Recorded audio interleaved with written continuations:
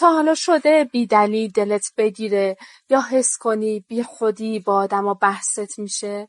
تا حالا شده فکر کنی چرا بعضی از حس‌ها، رفتارها تو وجودت میمونن و رهات نمیکنن؟ یانگ میگه هر آدمی 5 دسته نیاز توی روانش داره که اگه هر کدوم از اونها جور نشن حال دل و روانش خوب نیست. اولیش نیاز به امنیت، عشق، محبت، دوست داشته شدنه.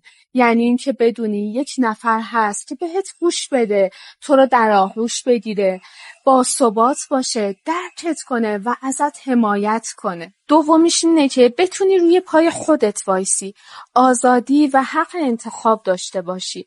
این که نظر دیگران روی زندگی تأثیری نداشته باشه. در کل خودت تصمیم گیرنده تصمیماتت باشی و پای تصمیمات هم وایسی. بتونی راحت حرف دلتو بزنی، احساساتتو نشون بدی بدون اینکه ترسی داشته باشی. چهارمین مورد حد و مرز خودتو بدونی و بتونی خودتو کنترل کنی.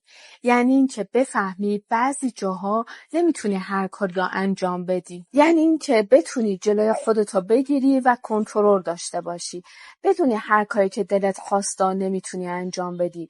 احساسات و هیجانتو بتونی مدیریت کنی و خودتو ملزم به این بکنی که دنیا قوانینی داره و تو باید بر اساس اون قوانین رفتار و عمل کنی. نیاز پنجم اینه که شاد باشی یا خوش بگذرونی.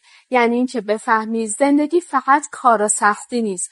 میتونی به کارهای مورد علاقت برسی، بازی کنی، تفریح کنی و همین کارهای کوچیک و ساده را انجام بدی و از زندگی لذت ببری. حالا راهکارش چیه؟ راهکارش اینه که ببینی کدوم یک از این نیازات بهش کمتر پرداخته شده و به اون نیازت بیشتر بها بدی. بهترین کار اینه که به یک متخصص طرحواره درمانگر مراجعه کنی تا بهت کمک کنه.